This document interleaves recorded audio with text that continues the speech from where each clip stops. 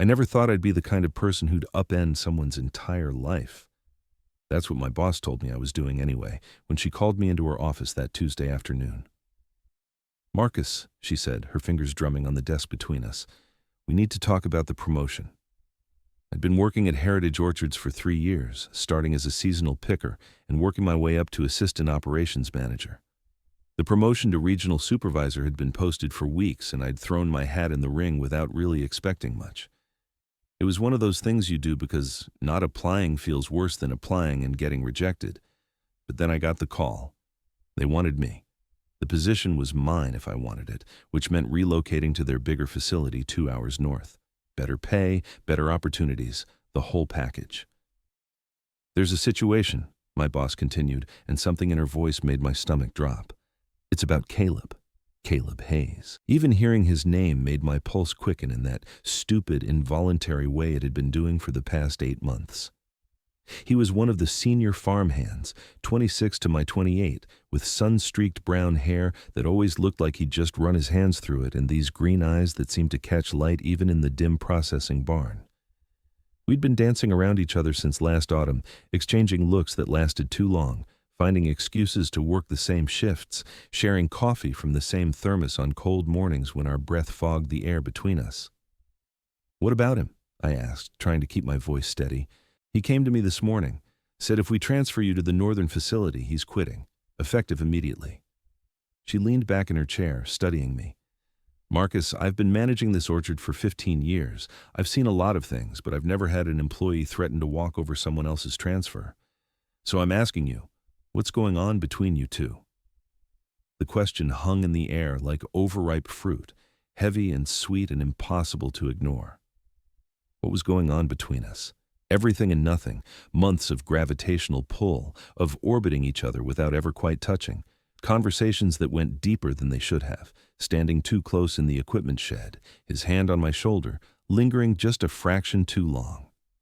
The time we stayed late to finish inventory and ended up sitting on the loading dock until midnight, talking about everything except what we both wanted to talk about. "I don't know," I finally said, which was both completely true and a total lie. She sighed. "Look, I'm not going to pry into your personal life. That's your business. But this is affecting the operation, and I need to understand what I'm dealing with. Caleb's one of our best workers. Losing him would hurt, especially heading into harvest season. But this promotion is important for you, and you've earned it. So what do you want to do?" I walked out of that office in a daze, my mind spinning. The sun was starting to dip toward the horizon, painting the rows of apple trees in shades of amber and gold. I could see workers finishing up for the day, loading equipment onto trucks, calling out to each other in the easy camaraderie that comes from shared labor. And there, by the storage barn, was Caleb. He was coiling a hose, his flannel shirt sleeves rolled up to his elbows, and even from 50 feet away I could see the tension in his shoulders. He must have known I'd find out, and must have been waiting for this moment.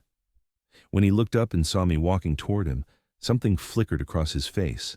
Fear, maybe, or hope, possibly both. "We need to talk," I said when I reached him. He set down the hose carefully, wiping his hands on his jeans. "Yeah," I figured.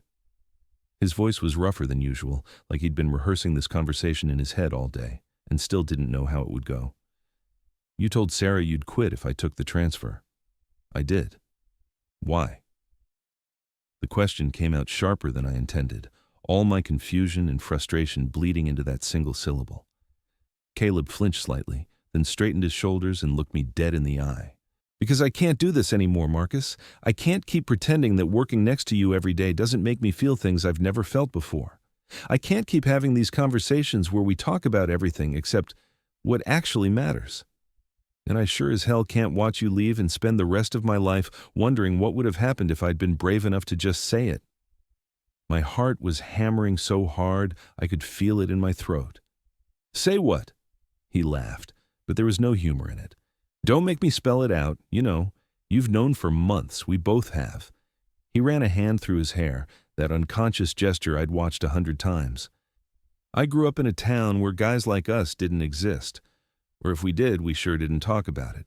Spent my whole life thinking I had to be a certain way, act a certain way. Then you showed up with your spreadsheets and your terrible jokes and your way of actually listening when people talk. And suddenly, I couldn't remember why I was supposed to pretend. The vulnerability in his voice cracked something open inside me. All those months of careful distance, of professional boundaries and plausible deniability, suddenly felt like the most exhausting thing I'd ever done. "I'm scared," I admitted. "This promotion, it's everything I've been working toward. It's financial security, career advancement, all of it. But you're right, I have known, and I've been too much of a coward to do anything about it because it felt safer to keep things undefined. And now? Now you've forced my hand by doing the most dramatic thing possible." I shook my head, feeling a smile tug at my lips despite everything. "Threatening to quit? Really?" He had the grace to look slightly sheepish. I panicked. "Sarah called me in to ask if I'd be interested in the operations manager position after you left. And it just hit me that you were actually leaving, that this thing between us was going to end without ever really beginning. And I thought, what's the point of any of it if I'm too chicken shit to fight for what I want?" The sunset was painting him in gold, highlighting the stubble on his jaw, the earnest intensity in his eyes. In that moment, standing in the middle of an apple orchard with the smell of earth and fruit hanging in the air, I made a decision that terrified and exhilarated me in equal measure. "What if I turned it down?" I said. "The promotion. What if I stayed?" "Marcus, no. I didn't tell you this to manipulate you into staying. I told you because I needed you to know how I felt before you left. I can't be the reason you give up an opportunity like this." "You're not hearing me." I stepped closer, close enough to see the flecks of gold in his green eyes. "I'm not asking what you think I should do. I'm asking what happens if I stay. What does that look like?" He swallowed hard. "It looks like us figuring this out. Taking it slow, maybe. Going on actual dates instead of pretending that staying late to do inventory counts as quality time. It looks like me being terrified and probably screwing things up because I've never done this before, not really. But also it looks like possibility. Like maybe something real." The word real echoed between us. Real. After months of dancing around each other, of stolen glances and almost moments, the idea of something real felt both foreign and inevitable. "I need to think about this," I said, even though part of me already knew what I was going to do. "This is a big decision." "I know. Take your time. I'll be here." He paused, then added with a crooked smile, "Well, for 2 more weeks at least. That's what I told Sarah my notice would be." I spent that night in my apartment, staring at the ceiling and running through scenarios. The smart choice was obvious. Take the promotion. More money, better title, career trajectory pointing upward. I could meet someone in the new city. There were apps, bars, a whole community I could tap into. Caleb would be a beautiful what if, a story I'd tell years from now about the guy at the orchard who'd almost made me stay. But every time I tried to convince myself of that narrative, I kept coming back to the same thing, the way my chest felt lighter when I saw him in the morning. How our conversations never felt like work, even when we were literally at work. The fact that for the first time in my adult life, I'd found someone who made me want to be brave instead of safe. I called Sarah the next morning. "I'm staying," I told her. "I'm turning down the transfer." There was a long pause. "Because of Caleb." "Because of a lot of things, but yeah, he's a big part of it." "Marcus, I respect your decision, but I need you to understand something. Office romances are complicated. Farm romances even more so. If this goes south, it affects the whole team dynamic." "I know. We'll be professional. We'll keep it separate from work." "Will you?" She didn't sound convinced. "Look, I'm not going to tell you how to live your life. You're both adults. But I've seen this before. The intensity burns bright and fast, and then you're left trying to work together when things get awkward. Just be sure you know what you're doing." I wasn't sure. Not at all. But I was sure that I'd regret it forever if I didn't try. Caleb was in the north field when I found him, inspecting trees for signs of pest damage. He looked up as I approached, shading his eyes against the morning sun, and I could see the question written all over his face. "I'm staying," I said without preamble. I turned down the promotion. His hand dropped from his forehead. "You what?" "I'm staying. Here, at Heritage Orchards, which means you don't have to quit and we get to figure out what this is." I gestured between us. "Whatever this is. Marcus, I can't let you do that. That promotion was huge. You're not letting me do anything. I'm choosing this. I'm choosing the possibility of us over the certainty of a bigger paycheck and a fancier title. I took a breath, but I need you to understand what that means. I need this to be real, Caleb. Not just some fantasy we've built up in our heads. I need to know you're all in. He closed the distance between us in 3 long strides, and suddenly his hands were on my face, and he was kissing me. Right there in the middle of the orchard, with the sun climbing higher, and the birds singing in the trees, and the whole world shrinking down to the point where our lips met. It wasn't gentle or tentative. It was months of wanting compressed into a single moment, urgent and honest, and absolutely terrifying. When we finally pulled apart, we were both breathing hard. "That answer your question?" he asked, his forehead resting against mine. "It's a start." Those first few weeks were a study in contradiction. At work, we tried to maintain professionalism, but everyone could tell something had shifted. We were terrible at hiding it. The way we gravitated toward each other during breaks, how our conversations had lost that careful edge of restraint, the fact that we started arriving and leaving together. Sarah pulled us aside after about a week. "Ma, I'm not blind," she said, "and neither is anyone else on this farm. So let's establish some ground rules. No PDA during work hours. No letting your relationship interfere with job performance. And if this ends badly, you both need to be adult enough to still function as part of this team. Agreed?" We agreed, and we tried. But it was hard to maintain boundaries when every moment felt charged with new discovery. Our first official date was at a diner 2 towns over, far enough that we wouldn't run into co-workers. Caleb wore a button-up shirt instead of his usual flannel, and I couldn't stop staring at him across the table, this person who was suddenly both familiar and completely new. "Tell me something I don't know about you," I said, stealing a fry from his plate. He thought about it. "I wanted to be a veterinarian when I was a kid, spent every summer volunteering at the animal shelter. But my dad needed help on the farm, and college felt like something other people did. People from families with money and expectations." He shrugged. "I don't regret it exactly. I like the work. But sometimes I wonder what that other life would have looked like." "It's not too late," I said. "You're 26. People go back to school all the time." "Maybe." He didn't sound convinced. "What about you? What's something I don't know?" "I came out to my parents when I was 19. And they took it about as well as you'd expect from a conservative Catholic family. We don't talk much anymore. Christmas cards, the occasional phone call. It's like I'm this obligation they fulfill out of duty rather than love." The words came out easier than I expected. That's part of why this job mattered so much. I wanted to prove I could build something on my own, that I didn't need their approval or support. Caleb reached across the table and took my hand. "And now I'm realizing that maybe proving something isn't as important as building something real." We stayed at that diner until they started stacking chairs on tables, talking about everything and nothing.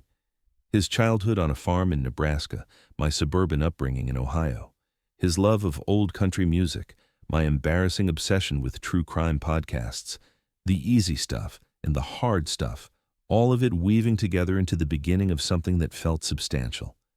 But reality has a way of complicating even the most promising beginnings. About a month into us officially being together, Sarah called me into her office again. "The regional supervisor position opened up again," she said. "Different location, same opportunity. They specifically asked if you were still interested." "I'm not," I said immediately. "Marcus, think about it. This is your career we're talking about." "I have thought about it. I chose to stay. That hasn't changed." She studied me for a long moment.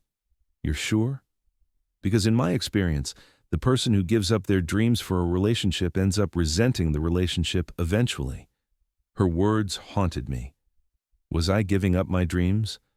Or was I redefining what my dreams actually were? That night, I brought it up with Caleb. We were at his place, a small rental house on the edge of town, sitting on his back porch and watching fireflies drift through the darkness. "Sarah thinks I'm making a mistake," I said. "Staying here, turning down opportunities." Caleb was quiet for a moment. "What do you think?" "Honestly, I don't know. Part of me wonders if she's right, if I'm going to wake up in 5 years and regret this choice. But another part of me can't imagine being anywhere else." You should take it, Caleb said suddenly. The next promotion that comes up. You should take it. I turned to look at him. What? I mean it. I can't be the reason you stop growing, stop reaching for things. That's not fair to either of us. He ran his hand through his hair, that familiar gesture. Maybe we do long distance for a while. Or maybe I come with you. I don't know. But I can't watch you shrink your life down to fit mine. Is that what you think I'm doing? Isn't it? His voice was gentle but firm. Marcus, you're brilliant. You're ambitious. You have plans and goals and this whole trajectory mapped out. I'm a farmhand who's probably going to be doing the same job in 10 years. Our paths don't line up naturally. So what are you saying? That this was a mistake? No. God, no. He grabbed my hand. I'm saying that I love you enough to not want to be your biggest regret.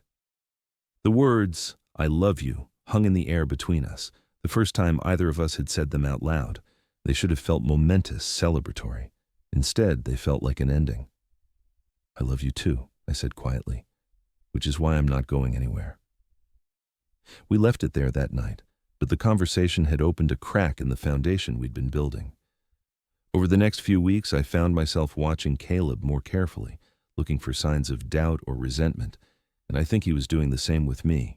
We were both waiting for the other shoe to drop, for one of us to admit that maybe this wasn't sustainable.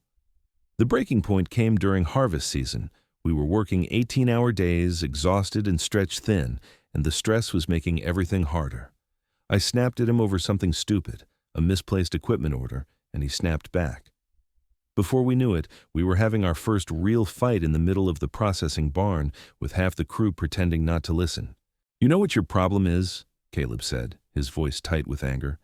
You act like you're doing me some huge favor by staying here, like you're this martyr sacrificing everything for us.